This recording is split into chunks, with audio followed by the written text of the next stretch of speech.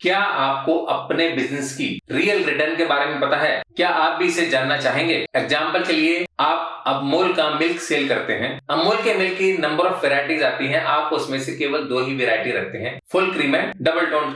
Full cream का आज का एमआरपी है 35 रुपीज, जिस पर कंपनी आपको 50 पैसे मार्जिन देती है। इट मीन्स आपका टोटल मार्जिन हुआ 1.42%। डबल टोन जिसका एमआरपी है 26 रुपीज, उस पर भी कंपनी आपको 50 पैसे मार्जिन देती है, उसका टोटल मार्जिन हुआ 1.92%। आप डेली 3000 रुपीज का फुल क्रीम एंड 7000 रुपीज का डबल टोन्ड मिल्क सेल कर लेते हैं। अब दोनों की आपकी एवरेज मार्जिन अगर हम देखें तो आता है 1.77%। अब आपके पास एक अपॉर्चुनिटी आई कि आप डेली बेसिस पर 10,000 की बजाय 20,000 का मिल्क सेल कर सकते हैं, बट आपके पास एडिशनल 10,000 रुपीज नहीं है जिसको इन्वेस्ट करके आप अपनी सेल डबल कर सकें। अब आपके पास 2 चॉइसेस हैं। पहली कि आप इस अपॉर्चुनिटी को छोड़ दें। सेकेंडली आप 12% पर डेट लेकर के उस अपॉर्चुनिटी को इनकैश कर लें। अब क्वेश्चन यहाँ आता है कि क्या आपको 12% पर डेट लेना चाहिए? बिकॉज आपके बिजनेस का मार्जिन तो केवल 1.77% है,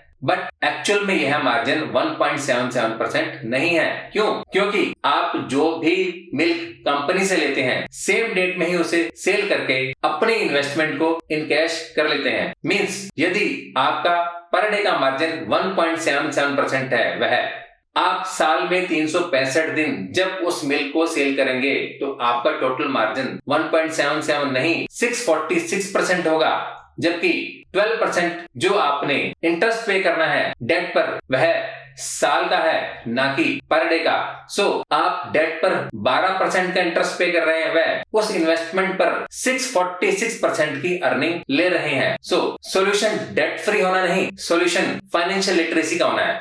इसलिए डिसीजन आपका है कि आपको डेट फ्री होना चाहिए या फाइनेंशियली लिटरेट होना चाहिए।